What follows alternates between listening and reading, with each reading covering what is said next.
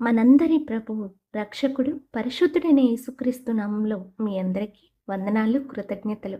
2026వ సంవత్సరపు నూతన సంవత్సర శుభాకాంక్షలు. మీకును మీ సంతానమునకును అబ్రహామునకు అనుగ్రహించిన ఆశీర్వాదం దేవుడు అనుగ్రహించును గాక. ఆదికాండము 28వ అధ్యాయము 4వ వచనము.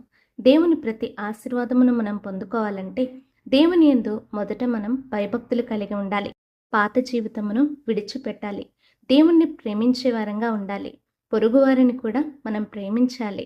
మందిరమును, దేవుని సన్నిధిని నిత్యము ప్రేమిస్తూ ఆయనకు సమయాన్ని కేటాయించే వారంగా ఉండాలి. తగ్గింపు కలిగి జీవించాలి. గర్వమును విడిచిపెట్టాలి. పరలోక రాజ్యం కొరకు జీవించే వారంగా ఉండాలి. కీడు చేసిన వారికి కూడా మేలు చేయగలిగే వారంగా ఉండాలి. దేవుని సన్నిధిలో పరిచర్యలో పాలిభాగస్తులంగా వాడబడాలి. ఉదయాన్నే ప్రతిరోజు కూడా ప్రార్థించగలిగే వారముగా వాక్యమును ధ్యానిస్తూ వాక్యానుసారంగా జీవించాలి. సంఘము కొరకు, ఆత్మీయ సేవకుల కొరకు ప్రార్థించాలి.